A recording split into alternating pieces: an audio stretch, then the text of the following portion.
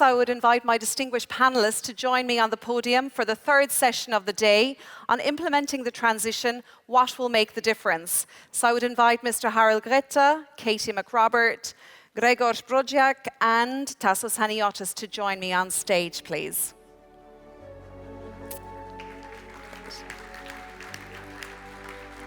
Katie. Very good. Okay.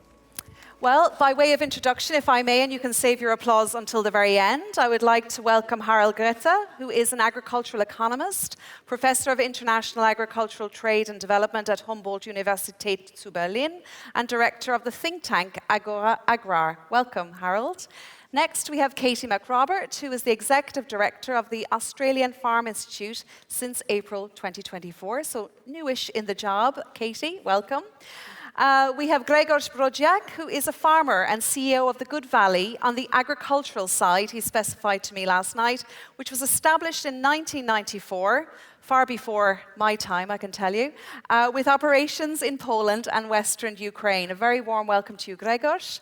And last but by no means least, at the end of the panel, I would like to welcome Tassos Haniotis, probably no stranger to anyone in this room, who is Special Advisor for Sustainable Productivity for the Forum on the Future of Agriculture and Senior Guest Research Scholar at the International Institute for Applied Systems Analysis. And I think, ladies and gentlemen, it's fair to say that he's a bit of a poster boy for what active retirement should look like since he left his post as Director of Strategy, Simplification and Policy Analysis in the Commission's DG Agri in August 2022 after, what, a 33-year career in the institution. So a very warm welcome to one and all, ladies and gentlemen.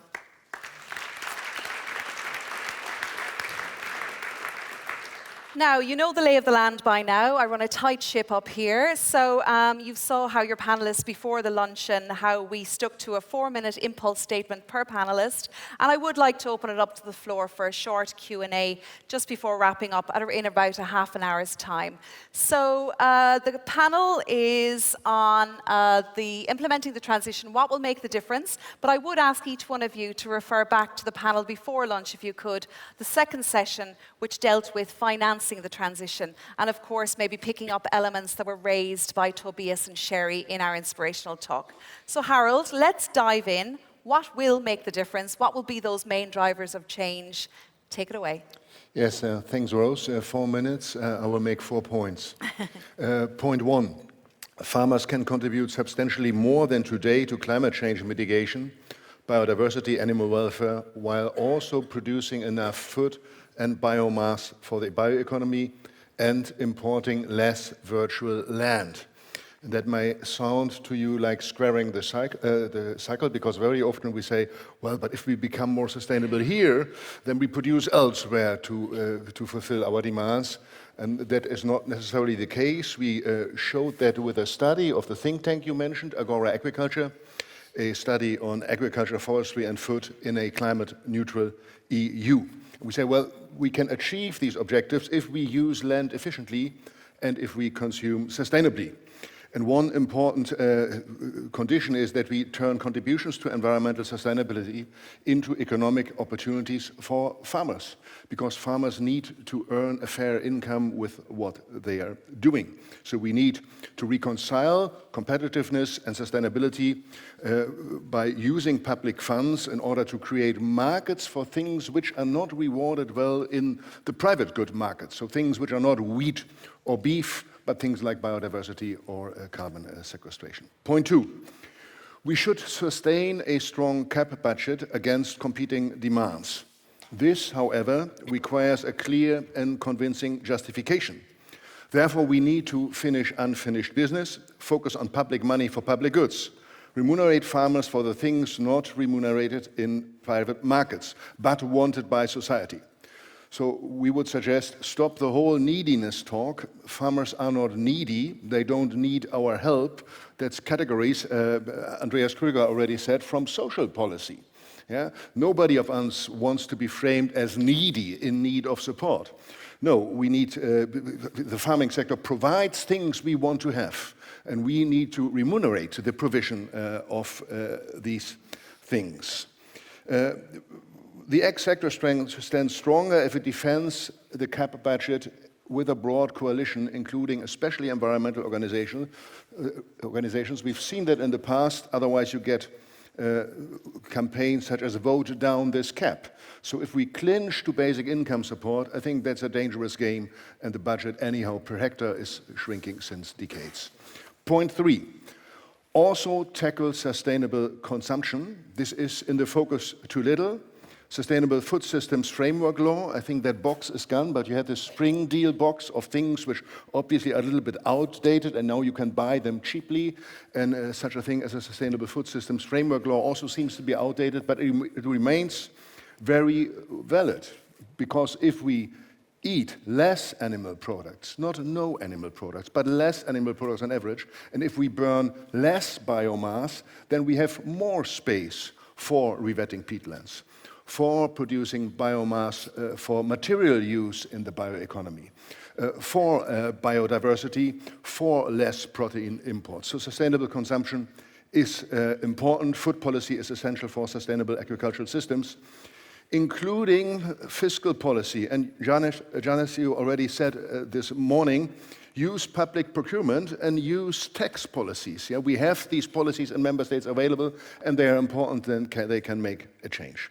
Fourth and last point, yes, develop also additional funding opportunities. Use ETS revenue to reward negative emissions. So reward negative emissions, but do not let negative emissions from so-called nature-based solutions reduce ambition in greenhouse gas emission reduction, because these negative emissions in nature are not permanent. So we should keep the ambition in emissions reduction. Include agriculture in the emission trading system and mechanism.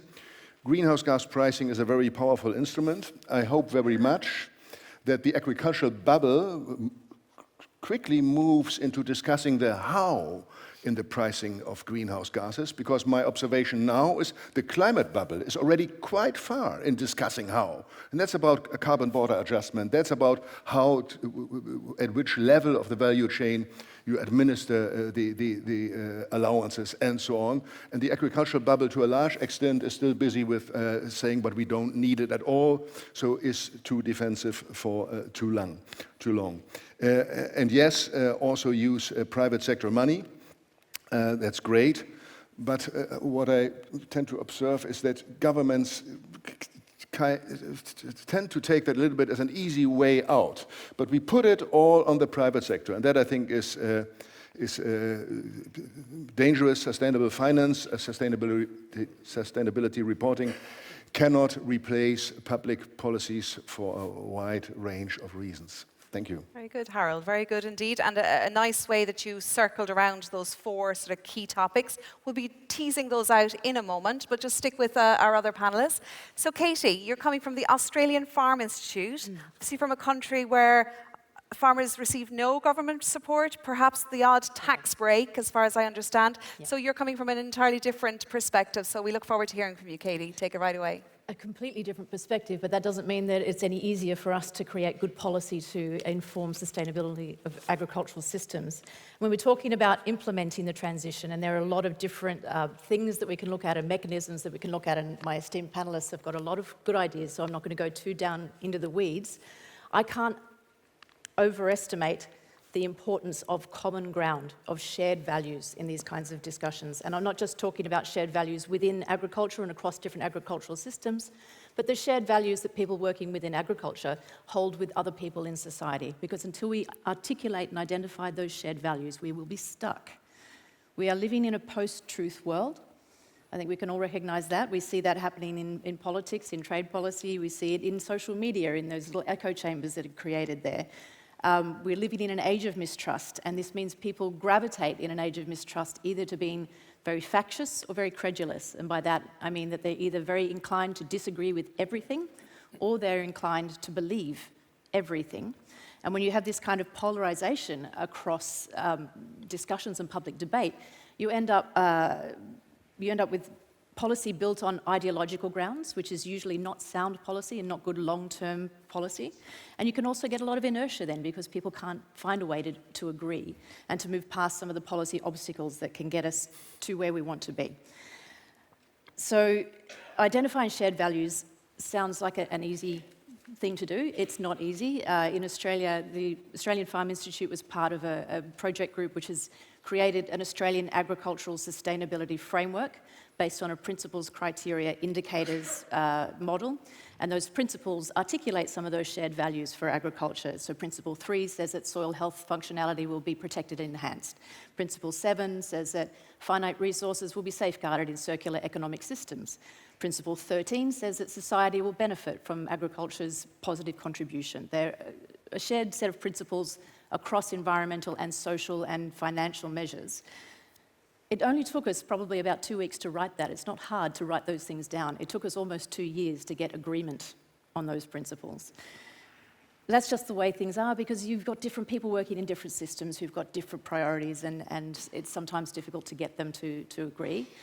But coming to that point of agreement was really important, because now we have a set of shared principles, at least for Australia, which we think are transferable to other people as well, other systems. We don't really have the luxury of time, though, that we can spend another 2 years defining those for the rest of the world. We're running out of time very quickly. We don't have the luxury of time, but we do have the luxury of intellectual capital. If you look around this room, we have the luxury of goodwill. We have a lot of people, from financial institutions to consumers to people working in natural resource management to people in farming, who all want to see things get better. So we should leverage that, and it is up to the people in this room to find a way to leverage that and define some of those shared values. Mike said at the start of the day, the astronaut, that what matters most is the mission. And initiatives like GIFPI, the Global Forum on Farm Policy and Innovation, which AFI and Forum for Ag and Farm Foundation, Canadian Agri-Policy Institute are all part of. Those are initiatives that help establish some of that common ground. And we can then, maybe by agreeing, as I'm sure Tassos will bring up, agreeing on something like soil health as an indicator of agricultural sustainability, for example, and agreeing on a common goal, which might be to reinvest in the natural capital which feeds us. Then establishing those goals gives us a framework within which we can design the right kinds of implementations that suit different people in different systems, different economies, to reach where we all need to be. Thank you very much indeed, Katie. And I know that Mike's speech this morning really resonated with you. And as you say, you're on the nose in terms of timing. I heard you speak before, just a quick question if I may. I heard you speak before about the dichotomy that farmers face, seen as both business people and farming as a vocation. I just delve into that just very briefly, if you don't mind. That's quite an interesting concept. Yeah, there's a lot of dichotomies in agriculture, certainly in Australian agriculture. I'll speak from my perspective. So we see farmers definitely are business people in Australia. They don't receive public support. They either survive or don't survive depending on market forces. So they are business people. But if you also say to them, but it's just a business, they'll say, no, it's a vocation. It's what I'm here to do. There are other easier ways to make money than farming. People do it because they love it. They want to be there. But if then you say to them, so farming is your lifestyle, they say, no, it's definitely a business. And they mean both of those things. Those are both true. And there are also farmers in Australia are incredibly innovative. They are very quick to adapt and to adopt. They farm in very challenging systems, so they have to find ways to adopt and to manage different circumstances, whether they be market forces or climatic. But they are also very conservative, because as farmers you need to plan a long way ahead. You can't make a risky decision, because a risky decision can have a catastrophic impact, yes? So you can't afford to go too far out on a limb. So they are both things. They're both innovative and conservative in their decisions. And until we can find a way to embrace those different aspects of farming too, and recognise that one does not cancel out the other, then it is difficult for us to design the right kinds of implementation measures for the transition. Certainly that whole area of finding common ground and shared values, certainly in relation to your experience, farmers' experience in Australia, when it comes to climate change, that's certainly an area where there is need for further international collaboration. Thank you very much, Katie. Grzegorz, you're coming from Good Valley. I hope you're going to give us a sort of a snapshot of the scale that we're referring to and during your introductory comments, but take it away when you're ready. The floor is yours. Yeah. Good Valley is not a typical company, it's not a typical farm in terms of what we have in Poland or in Europe in general, thinking about the structure.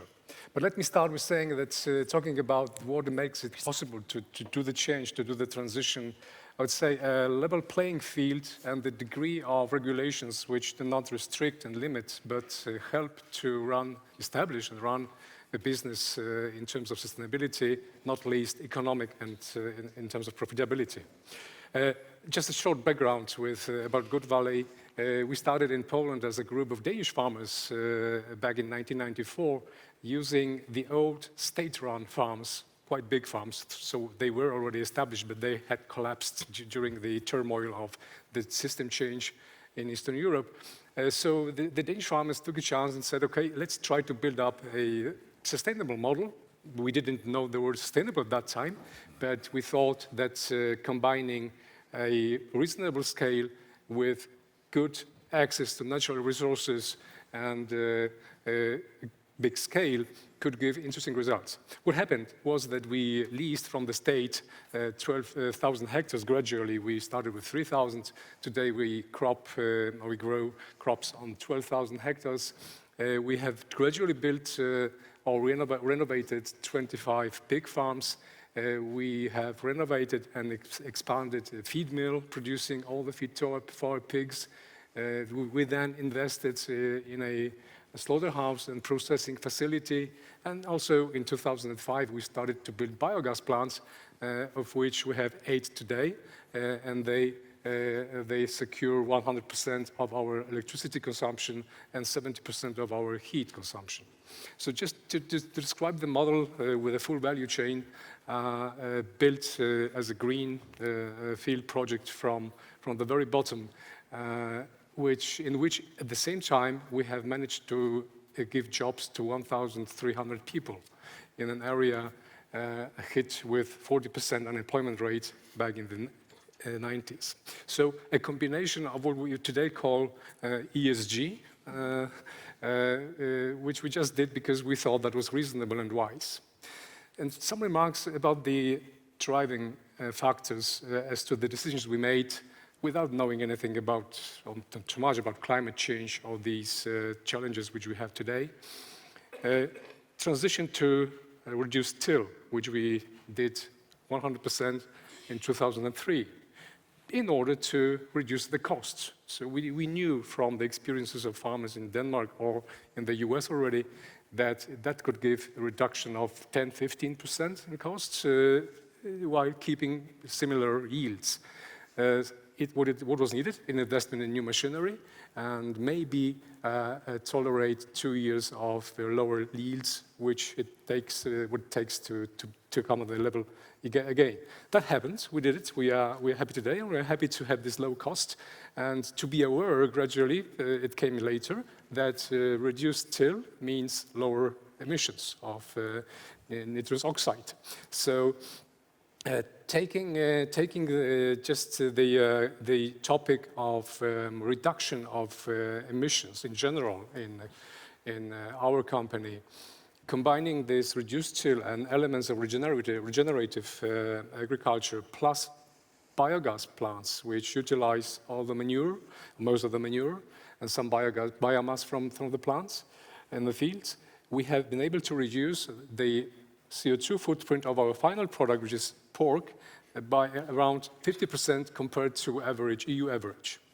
There is a challenge in this, and I will refer shortly to the previous presentations about carbon credits and incentives connected to that, that we really need good and clear calculation tools, verifying methods, monitoring methods. We have been approached by some companies offering these carbon footprints. We chose not to get into that. We chose to calculate our carbon footprint and LCA, so life cycle assessments for the final product, in order to be able to show to our consumers in the end what we do, how we produce, how the food chain functions, so what it looks like, instead of maybe selling the credits. And here I would like to make a point that it's our common task, both as producers, but also all the people involved in the value chain, to re-educate, I would say, even the consumers and the general public about what agriculture is about, what production is about, what livestock production is about. Here we have a big challenge that hasn't been touched upon today yet, but we need to re-establish a good understanding of that livestock is a part of agriculture. It is a very necessary part. As they say, the poop is part of the loop. and without livestock production, we cannot have sustainable models. Let me stop at this point. Great. I mean, I think come back you've then. provided that snapshot that we were looking from in terms of Good Valley and that integrated system that you've established, as you say, since 1994. Danish origins, right? It was a group of 12, a dozen Danish farmers that That was set it up. 53 Danish farmers with good experience from Denmark already and lessons learned Okay. already at that time in Denmark in terms of pesticides risks found in rivers and other topics which they are aware of. One last remark to that, the first decision we made taking over these old Polish state-run farms was to stop using coal for heating. So all those big coal-run heating facilities were closed. We went over to gas or oil at that time, and then gradually, of course, replaced by biogas. Okay, thank you for that, Gregor. Now, to Tassos. I understand, Tassos, you're going to link the discussion before lunch, what you're going to attack, what we heard from the ELO Secretary General, some of the points raised on the financing, the transition, and perhaps even going back to Mike's intervention, his inspirational speech earlier on, first thing this morning. You're going to bring it all together for us, Tassos. No better man to do so. Take it away when you're ready.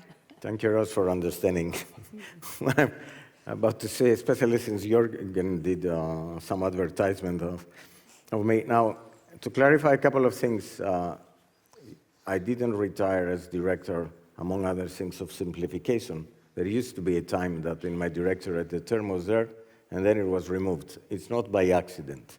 Keep that in mind. Also keep in mind that I'm not a soil scientist or anything.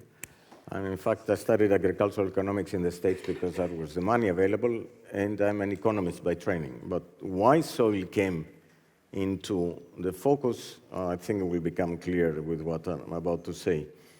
And first of all, to link also with the previous panel, what we need to focus on is how do we create an environment, a framework, where, first of all, we use better whatever public money will be available, and second, we manage to create an environment where private investment will come in for specific to meet specific targets. So let's go to Mike's inspiration in the morning. And I'm not going to compete, and I don't have a Hubble telescope. But assume that we try to look at the big picture for this sector that is called primary agriculture. What's the big picture? We have had a long-term downward trend in real agricultural prices since the late 19th century. And in this century, we have had first a stabilization and then a slight increase in real agricultural prices.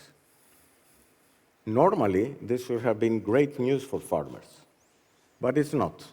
And it's not because input costs, whether this is energy or fertilizer, are moving up faster than agriculture. Therefore, the deterioration of the terms of trade for agriculture continue. And on top of that, we have the food inflation we have seen in recent years that we have never seen anything similar, no matter what type of commodity booms and busts we have had in the past. What this all means in the big picture is, in my personal view, a strong view, we need to focus on sustainable productivity. Not just because I put this as in the title of what I have the affiliation of the forum. I would mention in parentheses here that the vision paper ignores the word sustainable productivity. You have competitiveness all over the place, no sustainable productivity. We need it because we need to avoid the mistakes of the past, where we increased the overall level of production at the cost of the environment. And now what we have to do is increase, keep the same, whatever you want. I think if you look at the global level, we need to increase the overall level of production by reducing our footprint. So if you turn to whatever telescope we have and satellite and focus on planet Earth, and we use something, because we talk about regulation, we also innovate in the European Union, and we have a European Space Agency, and we have a satellite system that is actually leader in terms of providing very accurate and publicly available information, if this were to focus on a random farm, they would see that at the farm level, the economic and the environmental activity of the farmer are not separate. Nitrogen is a typical example. It's an input with a cost, and it's an output. Too much of it is bad for the environment. The proper amount is actually good for the environment. So how exactly did we manage to look at the policy design over the years and ignore this reality, and having at the policy design different aspects for the economic and different aspects for the environmental performance?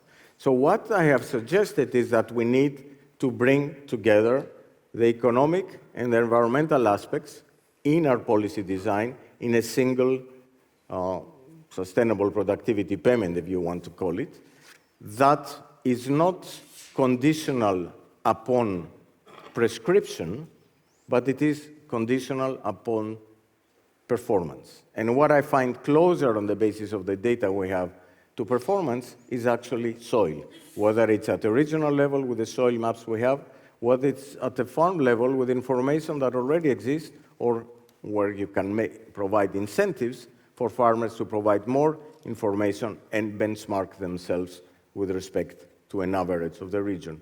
One last point here that, in my view, is very important. We also need to be honest. You cannot expect progress annually in soil. And if this is not the case, and all the soil scientists are telling us that, we need to measure performance with a difference of time, whether it's 5 or 7 years, and do not actually go after year after year after the farmers to tell them what they do. I think they know best what they could do to achieve improvement in soil. Okay, thank you for that, Tassos. And soil, it seems to me that in terms of the future policy direction, if we're going to go down the simplification route, from what I understand, the Commission is going to really focus on the likes of water. We've got a water resilience strategy forthcoming in May or June, and soil. So I think you've sort of like maybe planted a seed there, Tassos, in terms of your colleagues in DG Agri. Perhaps that's the direction that they're travelling in. But I might just ask Harold now, because you started off at the top of this session speaking about strengthening the public goods delivery in the CAP. But I'm curious to know how you and Tassos differ in terms of your thesis, in terms of your thinking when it comes to policy design. I think that's quite close. Rewarding the things we want to have from agriculture. Yeah? And then soil health, whatever one defines it, can be an indicator. I mean, what is easily measurable through satellite imagery is carbon content. That's an opportunity. With soil samples, you could look at the phosphorus content accumulating. There are other things, I think, which go beyond soils, but which can also be increasingly easily be observed through satellite imagery. The whole landscape structure, landscape elements, field sizes, crop rotation. I think that are big opportunities where we know what we want as societies. We want more diversity in the landscape. But that comes with some cost, and we don't want the farmer to sit down all of the time documenting forms and uploading them to the local agricultural administration. So wherever we can use existing data, that's a big opportunity. Sure, yeah. And that ties in with what Tassos said. Just picking up, I'm going to go to... Georgios. Sorry, yes, the pronunciation is tricking me. Taking up on Tassos' point on sustainable productivity, perhaps at Good Valley, have you struck gold there in terms of sustainable productivity from this integrated approach that you've adopted? Maybe talk about that and talk about your experience and some of the lessons that you learned along the way over the past 30 years. Yeah, definitely we see sustainability going in pair with efficiency. So producing more with less, these words were spoken here already today. And just coming with concrete examples, if we take the productivity of pigs in our very focused branch, we started with a factor like 20 pigs weaned per sow per year. This is a very common and known factor in production. Today we are on 34. Some best farmers in Denmark, they reach up to 40. Of course, there is a discussion where to put the limits in order to be sustainable and not to risk too many things in the production process. But this is all about getting more units from the resource you have and using less resources. So that has been our goal all the time through, and our focus. And just making a point concerning the use of fertilizers, which Tassos, I think you made, exactly using manure, so organic fertilizer from livestock production, is a perfect solution in terms not only of the sustainable approach to soil and providing what soil needs, but also in the geopolitical context today, where we import lots of minerals, fertilizers from Belarus or Russia. The discussion is going on about implementing tariffs on that, because we do not want to finance these countries. So all these things together, and the focus on efficiency and getting more for less, using less resources, has been our journey. Your modus operandi with Good Valley. Okay, thank you, Gregors. Katie, from the Australian Farm Institute's perspective, implementing the transition, what will make the difference? So just in a snapshot again, just from your perspective from Australia, you've heard the two gentlemen. We're talking about a very complex common agricultural policy. It's up for renewal again. We seem to be getting reform fatigue here in Europe. But you've listened to the discussion. You've been involved in the forum for a while. Are there any tangible examples that you can bring to the table that we could perhaps learn from? I mean, we do like to say in Australia that we're very sustainable in the way we farm. Now, you can always pick an example where you can say this is more sustainable, this is less sustainable. That depends on the parameters you use. But the fact that we are talking about people who operate in a free market economy, they're not supported, they are economically sustainable already, is an advantage. They have to farm within the very strict physical limitations of farming in Australia, that we have fragile soils that cannot hold a lot of carbon, and we have to really work hard to make sure we're reinvesting back into the soil for it to be productive for us. Our livestock systems generally are extensive, so we have animals with good welfare outcomes, that they're free-ranging, that they're foraging, that they're contributing poop into the loop, they're putting the manure back into the soil and helping to contribute, and that you can actually manage biodiversity quite well on these extensive cattle properties.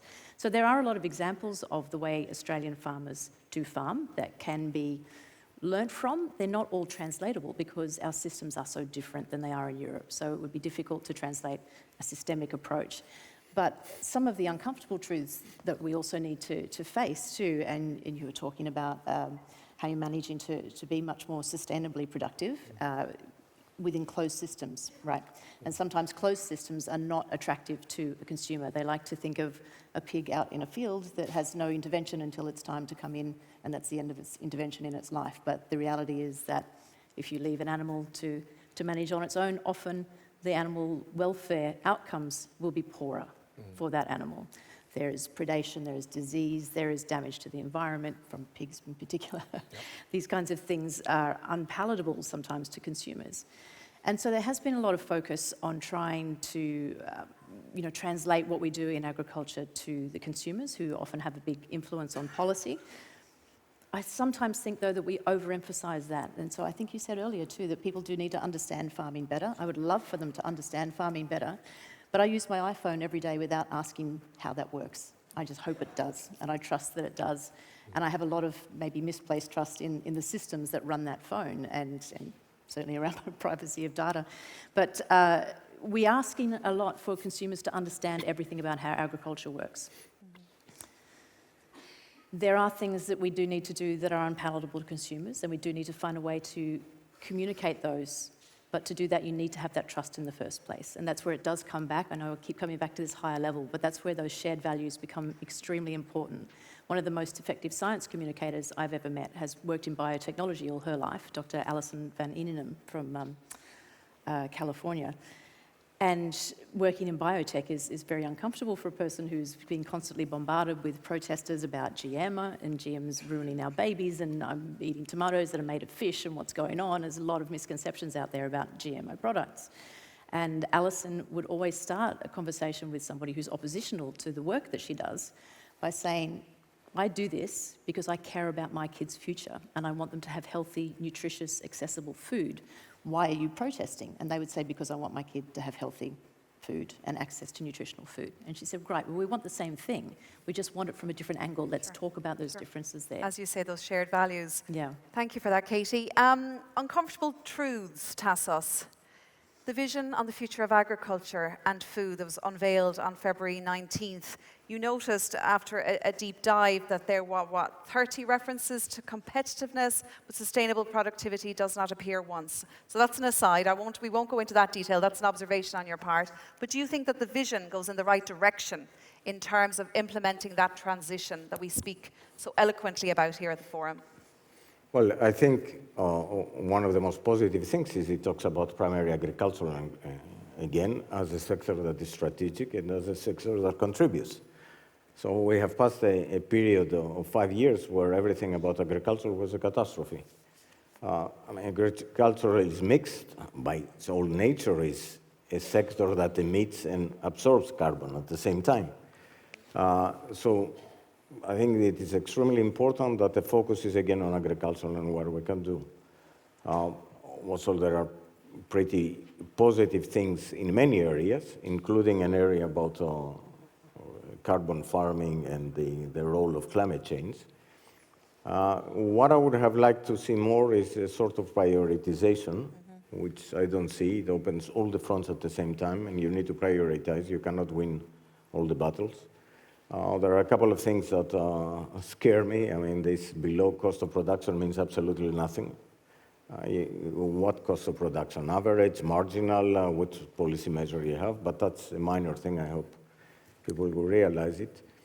The most important thing, in my view, is to go back to the basics of another thing that is not only this vision paper, it's the overall orientation of this commission. We need to have as a starting point solid analysis and impact assessments. That doesn't mean that the impact assessment has to be long and cover all scenarios under the sun, but it has to provide clear options that you are able to quantify the impacts. And there are trade-offs in everything. And then at the political level, decisions have to be taken. And I think that I don't see exactly how it's going to happen. And I hope it's going to be clarified on the May 8th conference and as we move forward. And as you say, you need that baseline, right? If you're going to work on soil health, you need a baseline. Yes. I might just throw it out now to the audience, to our ladies and gentlemen in the auditorium. Do I have a question? I'm just blinded by the lights here. Do we have a question from our participants here today? Yes. I was going to say, just as we're waiting to, there's one more example I just wanted to add in terms of learning from the Australian experience too, because Tassos, you mentioned carbon farming and carbon markets. In Australia, we do have quite a mature carbon credits market. Okay. There is a lot you can learn from the way that we manage that though, because although it's mature and there is a very active trade in carbon credit units, only 30% of the carbon programs at the moment are under the agricultural method, and that's because it's just onerous, it's too difficult. The regulation is too strict around how you can actually benefit from that as a farmer. So that carbon market is benefiting aggregators, it's not benefiting farmers, and you can learn from our mistakes in this market before you participate too. Sure, because that's a very at the nascent stage here in Europe. I have a question right there. Gentlemen, you've got the mic, have you? Please introduce yourself and say to whom the question is addressed. Yes, my name is Victor. Thank you to all the panelists for your insights so far. I'd like to frame my question to Tassos, because you keep going on about the soil health and that we would need to focus on that part more to achieve the sustainable productivity. What do you think, going back to the previous Pebble, where we talked about financing the transition, what role do you think these financing parties could have in sort of incentivizing this more, such that we could go from the A&D farmers to the CNF farmers, which Jürgen brought up? Yeah, thanks for the question. First of all, let me clarify. I don't want, to be considered that the only thing I think we need to focus is soil. We need water, we need emissions, we need biodiversity, but we need it at the regional level more. At the farm level, we have a better leverage on what we can do if we focus on soil. One of the things about all the discussion of how you bring investment in is you bring investment for what? And you need to have a product that you're able to price it. Now, the capacity of soil to absorb carbon is not the same everywhere. And unless we find ways of measuring exactly what different practices and different soils are capable to do, I think the private investment will hesitate to come in because they will always face the question mark, what is this actually greenwashing or not?